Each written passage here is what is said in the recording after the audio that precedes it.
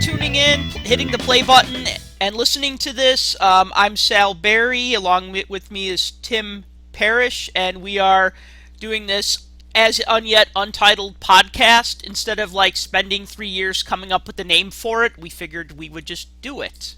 We're going to talk about hockey cards and hockey, because that's really what I know. Same here. So, what do you want to talk about first? How about them Hawks? Yeah, I am actually glad that they swept, because it seemed like every time I was playing hockey, so were the Blackhawks. So I was missing their games, or some of my teammates who have season tickets, lucky ducks, would go to the games, and my team would be, short a couple of guys. So it's kind of nice that it worked out. It gives me a break from watching the Hawks, and I mean that in a nice way. Yeah, ever since my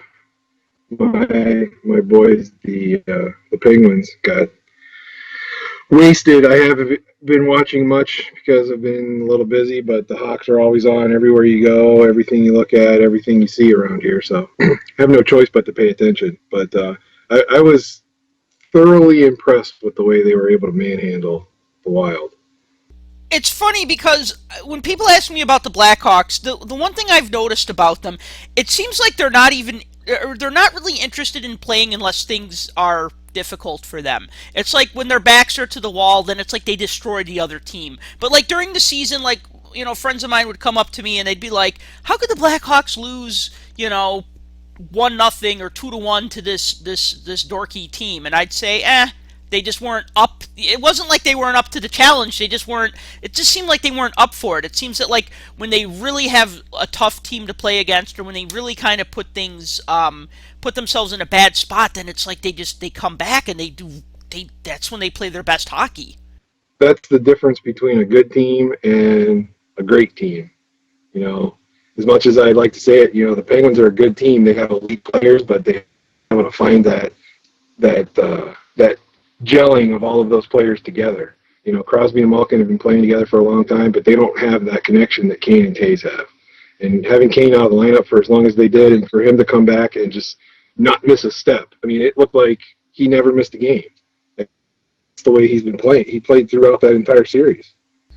Yeah, and somebody, I forget which analyst was talking about it, and actually they were talking about Lundqvist, saying how actually he was injured, and how the time off is actually a little bit of a good thing for him, because that time away gives an athlete the rest that they wouldn't get during the regular season. I know that sounds kind of weird, he's injured and that's obviously a bad thing, but the good news is he's not, practicing and working as hard right now, and he's actually giving his body some time to rest and heal and recuperate. I feel like that applied with Kane.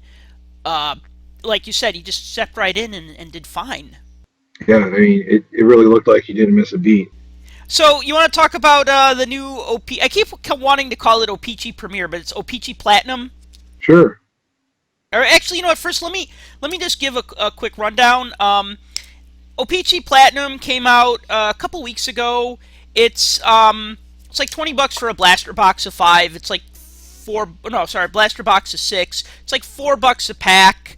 And then even a hobby box is like $80 for 20 packs. So you're gonna pay like $4 a pack. They're like these thick, shiny cards, kind of like the old Bowman Chrome cards. Remind me a little bit of what was that shiny Panini set, Prism, from last year? Prism, yeah. Or Select. And you get 4 cards for like $4. And it's like a 200 card base set. I want to say it's like 100 rookies and 100 veterans. Not 100% sure. So anyways, we got the boring details of the set out of the way. What do you think of the cards? I like them because I'm a fan of the old chrome, the chromium finish on the cards. I always liked the Bowman Chrome cards. Topps Chrome has been in my collection as far as football goes. So, I've collected those for a long time. Something about the thickness of the cards and just that extra mirror shininess to them is really good. It now there hasn't really been anything other than, as you mentioned, the Panini stuff from last couple years that's had this. Upper Deck hasn't really had a chrome product, I guess, per se, um, that I can really think of. O-Pee-Chee Metal, that metal one that they did, what was that, 2008? I think they came out with the metal parallels. Yeah. They were a little different. I think those fell kind of flat. But these ones definitely, I'm a fan. That's for sure. What I really like about these cards a lot is when you think of like a shiny set like Black Diamond, those cards always look dark. It's like they're printed on foil, but they're dark. Do you know what I mean? Like they kind of like these, like the colors pop. I have them laid out on my table here, and I'm looking at them, and like, man, the colors just really jump off. I mean, these look cool. Sometimes I make fun of shiny cards because I feel that like companies, well, really just Upper Deck, but like they'd feel like, oh well, we need to add two holograms and an autograph and a jersey swatch and whatever. But these just look nice. I mean, these I'm really drawn to the colors, just the way they really just pull off the card. You can see yourself in the O-Pee-Chee Platinum card. Bloggers and collectors and everybody else knows that scans cards on a regular basis. Black diamonds are almost impossible to scan. I've scanned a few of these. They come out nice. They come out real nice. Just as an example, I was comparing it to the like a black diamond card, and you can see that the black diamond is much more flat versus this has got that more of a mirror pop to it. Almost reminds you of the old Select Certified from, what was that, 96, 97-ish? Yeah. Mirror parallels. Yes. That's kind of what it reminds you of. So the interesting thing, though, is I found that out of the blaster boxes, here's something that I thought was kind of different. As to other O-Pee-Chee, where you may pull 1, 2 of the high number series with the rookies in them, the Platinum, I pulled a ton of rookies just out of one blaster box. I was shocked. I think the set is half rookies and half veterans and traded guys. And that would make sense, because I got way more than normal than what I was actually expecting. So in a way, it's kind of like if you remember well, of course you remember the old, the very first O-Pee-Chee Premier set. It was like rookies like Yager and Fedorov. It was stars like Gretzky and Lemieux, and then it was like traded guys who like were not necessarily like some great players like Savard and Howard-Chuck and Chelios, and then some not so great players who just ended up on new teams. And this seems to be kind of like the same thing. Whereas like I got a Marc-Andre Fleury card, and I'm pretty damn near positive that he's in the regular O-Pee-Chee set. But then I got a Brad Richards card, and he's in a Blackhawks uniform, so it's kind of like an update. And then yeah. I got like a bunch of rookies.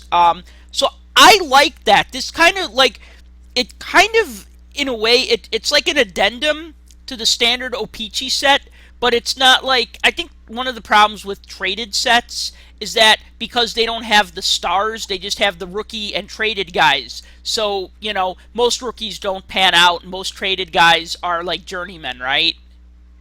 Yeah, and you end up with a handful of, even more than a handful of players that people look at and they're like,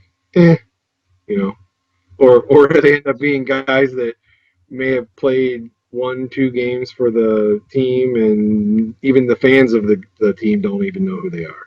So right. So what's nice about this is that you have the rookies, which are always the big draw. You have the traded guys, so that it kind of acts like an update set. But then you have the stars, so that it also works as a standalone set. Because you have the big names in it. One thing though that I really liked about this is that pretty much every single pack I opened had like a parallel or an insert. I got 2 of these retro inserts. I got one insert. I don't know all the names of the parallels, but this one is numbered like to 199. That would be the white one. Yes, the white one. And then I got one that's kind of like super, it's almost got like a rainbow background, like when you hit it in the light. Those are, what did they call those? Probably rainbow. I think it is. I think it actually is a rainbow. Those were supposed to be seeded like 1 out of 7 packs or something. Yeah, like that. And then this one that has like the weird pattern. I think it's called Yes, that's tracks. called tracks. Yes. Tracks, making tracks. Yeah, I also pulled a goalie out of mine. It was Martin Brodeur. I think I mentioned to you beforehand that it's very strange seeing Brodeur in a Blues uniform sitting in front of the net. Oh God, that's It's very, weird. it's very odd to see him like that, but thank God we don't have to see him like that anymore. So, but yeah, so that's the tracks parallel. It has like almost like a Tron looking background, as I call it. Yeah, so I think I'm gonna actually I think the biggest endorsement I could give a set is if I'm gonna buy it or not buy it. And this is one I'm gonna put together um, eventually. Maybe not tomorrow, but this is gonna be something that I'm going to put the money into because I like the way it looks, and the best way to I think the best way to communicate to the card companies is if you like something, you buy it, and then hopefully they Sure. keep making it. Did you pull any of the red or the blue out of there? No, no, just two retros, one tracks, one rainbow, one white, and then I think that's it as far as, but nothing red or blue or any of those colors. You didn't get any of the die cut inserts either, No, did not. because they made the legends. Even the rookies are included as the regular base set, but they made the legend series as a insert. They're die cut. They're Oh pretty wow. slick looking.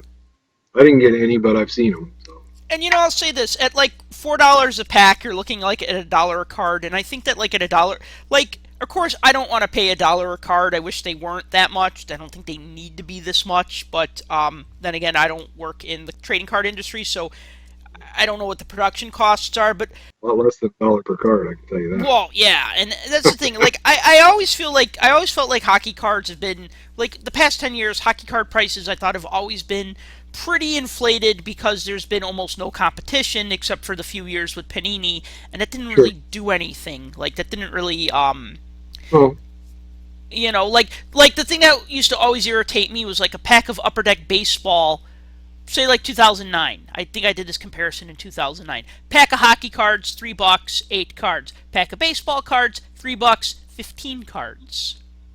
yeah, And I'm sure Major League Baseball is getting a bigger cut of the money than the NHL is getting. I'm sure MLB has a little more, little more weight and can demand more royalties. So I don't understand why like baseball fans would get more than. you also have a lot more players too. That's true. Yeah, bigger sets. You have much bigger rosters on teams and a bigger checklist. I mean, upper deck sets for a long time were, at least in baseball, were 700 plus cards. You you only had that back in the early 90s for hockey. As the years went on, it got smaller and smaller and smaller to the point now where you're at the 500, 550, or 600 max as far as an upper deck set. So, Right. and a lot of that's duplication and with players being traded and putting them in Series 2 now. So, but yeah, I don't know. I don't know the politics of it. There's people out there, a lot of people out there that know way more than I do as far as the way the production goes and how those licensings and royalties are set up. Well, do you want to? Shall we finish things off with an old set? Sure, do it. 8990. So this would be what 25th anniversary of 1989-90. 25th anniversary of a lot of things. I mean, 1989 was a good year. Now I sound like an old radio DJ. 1989 was that was an And Justice for Metallica. That was 88, but really I got into it in 89. But yeah, so 1989-90 Topps and O-Pee-Chee. The last time it would be just Topps and O-Pee-Chee. So just a couple of things for people who aren't as obsessed with hockey cards as we are. 89-90 Topps and O-Pee-Chee. Okay, so for like 25 years or something, Topps and O-Pee-Chee were the only companies making hockey cards, and this was the last year where it was just these two. What's unique about this year is that this was right around the time hockey cards started really taking off as an investment to speculators. And so what happened was, usually O-Pee-Chee cards, even though hockey is bigger in Canada, O-Pee-Chee always or usually had a lower print run than the Topps card. That's why a Topps Gretzky rookie from 79-80 is easier to find than an O-Pee-Chee rookie, because the U.S., even though hockey is not as popular, there's still a way lot more population and a way lot more hockey, NHL cities. And then also the O-Pee-Chee sets were, bigger. So, Gretzky would be one out of 264 cards in the U.S. and one out of 396 in Canada. But the point I'm trying to get at is that in 89-90, O-Pee-Chee went back to the press. They doubled down on the production, right? They doubled down on the production, and I remember summer of 1990. I remember every card shop I walked into, they just had boxes of 89-90 O-Pee-Chee, and I was buying it because I'm like, oh yay, these cards are from Canada. And even though I had a set, it's like back then, if you had a set, then you would just want to get multiples of the cards that you liked, the rookies that you liked. But unfortunately, they printed so damn many of these that the Topps cards are actually considered the more desirable as far as like the rookies go in the set. As far as like, well, the Brian Leach rookie in the Topps set is the more desirable than the O-Pee-Chee version. That's exactly what you find, especially on the third market when you see people selling them. You always see the higher price tags on the rookie cards from the Topps version than you do on the O-Pee-Chee. I never understood that because it's backwards. It's completely opposite in every other year except for that particular year. And then obviously going forward from there, then it was just overproduction of everything. So, value and price and everything else has dropped considerably from that year forward. But that's probably the last year of a set that you'll actually see rookies that still, I don't want to say command a premium, but are still priced at more than $1 or $2 on occasion. So what do you think? What do you think of this set? Did you buy it back in the day? I had the Topps version. In fact, I still have the Topps version sitting right here as a set. You can see how yellowed and the cardboard has become over the years, but I still have the Topps set that I put together. It was hand collated. I don't think I ever got the O-Pee-Chee set all the way put together. I have tons of singles of it. I think you did get the O-Pee-Chee set. I Did think you bought it for $3 at the Oh, National you know what? a couple years I do ago. see it sitting over there. Yeah.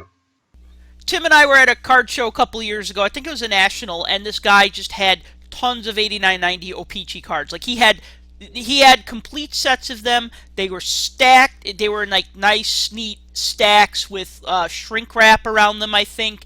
And he was selling them either for $1 a set or $3 a set. It was like ridiculously cheap. And I just said, Tim, you need to have this set because it's a cool set, even though it's overproduced.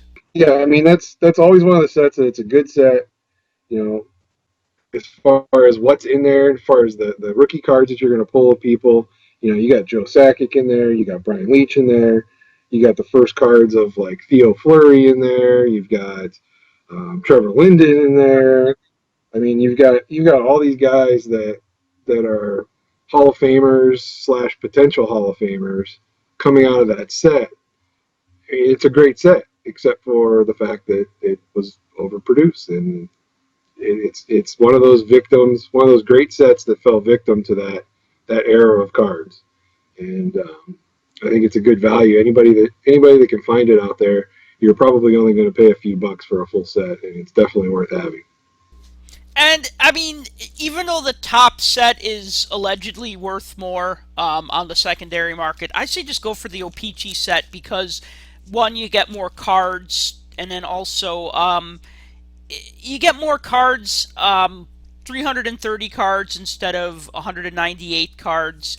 The backs are a lot brighter because it's printed on the O-Pee-Chee stock instead of the darker gray top stock. And then another thing is that there's really no differences. Like in the 70s and 80s, you had like the Topps card might show, like I'll give you a perfect example, 87-88 Steve Thomas. The Topps card, he's a Maple Leaf, and it says Maple Leafs. And the O-Pee-Chee card, well, it's the same photo, but they changed the border, and it says Blackhawks, and then there's like a little line that says now with Blackhawks. Or like in the 70s, where they would just use a different picture because O-Pee-Chee sets would come out later. This set doesn't do any of that. Not that I could think of. There's no, all the cards look the same on the front other than swapping out the Topps logo for the O-Pee-Chee logo. No different jerseys, no different logos or anything like that. Same nice airbrush photos for a lot of the guys that they didn't have photos of. Oh yeah, I want to talk about that really quick, because this is something I'm probably gonna write like a 9,000 word blog post on when I get the time. There was a rumor that there was an error card of Randy Cunneyworth, and I'm gonna say right now that that card does not exist. And actually, in a conversation with Stephen LaRouche, who's now the editor of Beckett Hockey Magazine, he also told me that the card does not exist. And we talked about this. We talked about this one card for an hour, and we're just like, yeah, there is no Randy Cunneyworth error card. It's only mentioned once in passing in the very first issue of Beckett Hockey. And then I've never seen it in 25 years of searching for it. What's the error? Do we know what the error is? So the card, and that's the thing. So the card shows Cunneyworth with a Jets jersey painted on him. Very, very Rembrandt-esque, I would say. They even wrote Sherwood on the hockey stick or painted that on. So the article, and I don't have the shrunken. I know which card it is. That's the shrunken head card. Yes, I just found it. Just found it. The article shows Cunneyworth with the Penguins, but it doesn't say if they mean it's a photo of him with the Penguins or if it means they changed it's a Penguins logo instead of a Jets logo in the lower right hand corner. The article just very vaguely says, the error card shows Cunneyworth with his old team.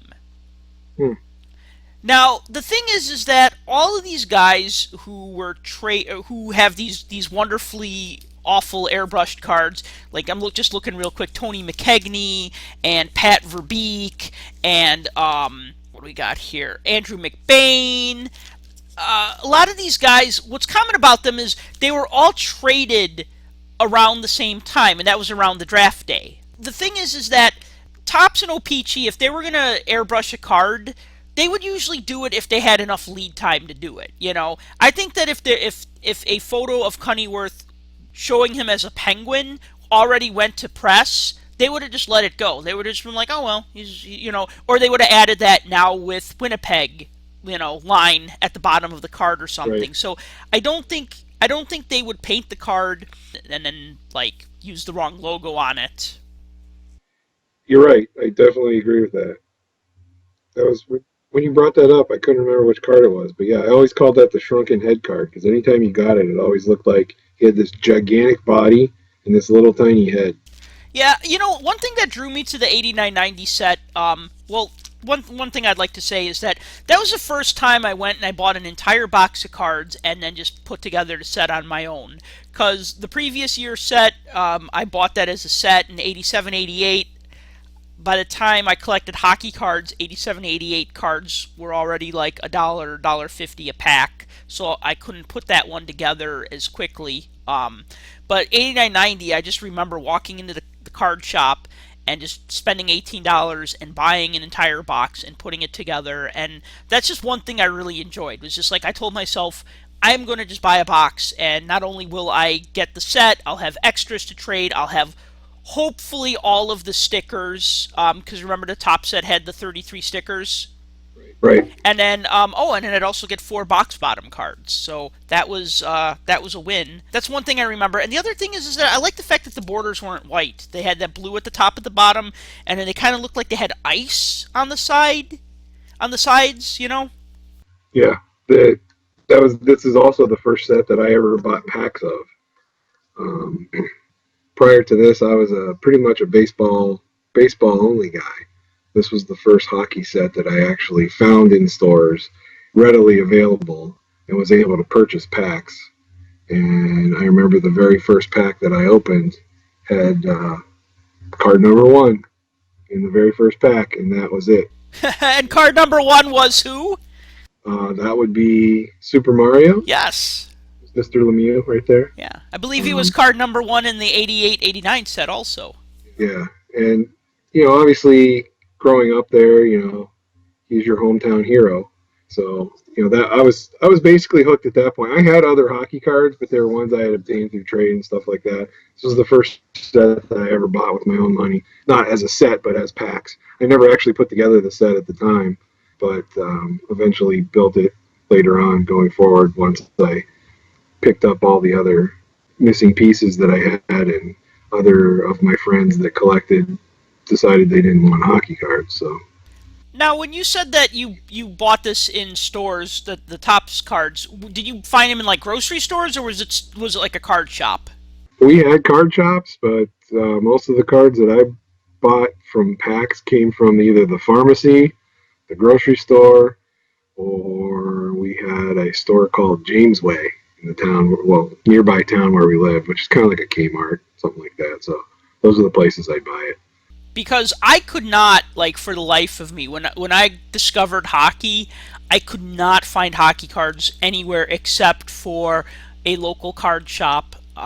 That was a pain to get to, and the owner wasn't very nice, and so my mom didn't like taking me there because the owner wasn't nice, not because she didn't support any of my collecting habits, because she always did, but it's like none of the drugstores had hockey cards, none of the grocery stores until the next season. Then all of a sudden, then they were everywhere, and that was great because then I could just like literally just walk to any store and buy a pack of cards. Baseball was pretty much prevalent everywhere where I grew up, but living outside of Pittsburgh, having Mario Lemieux there boosted hockey big time. I mean, prior to that, obviously the Penguins were an expansion team, one of the first expansion teams when they bolstered the league. Obviously not one of the original six. And it always amazed me, and I think you and I have had this conversation before about how when I moved to the Chicago area, about how oblivious everybody was to the Chicago Blackhawks. It was like not until they started winning again did people start paying attention. You started seeing, hey, look, hockey stuff. Hey, look, Blackhawk stuff. And it was so bizarre to know that you had a team that's been around for that long and had that much history, and half the people could care less. Versus, I came from a town where, hockey was huge. I mean, it was huge. There were local hockey leagues for youth. There were, at any given time you can go up to a park or down the street and see kids out on the street playing, and it was everywhere. And obviously, early 90s, 90, 91, 91, 92, having back-to-back Stanley Cup, having the President's Trophy the very next year, even though they got beat by the Islanders. But, that helped for the youth to actually latch onto something and be like, I want to be a hockey player. They see that and everything else. So I don't know if that's what it takes, if it's just that winning or what. All right, so I think those of you who are still listening, thank you. We'll put you out of your misery now. Tim, any last words? No, I'll save my last words for later. All right. Well, thanks a lot for listening, everyone.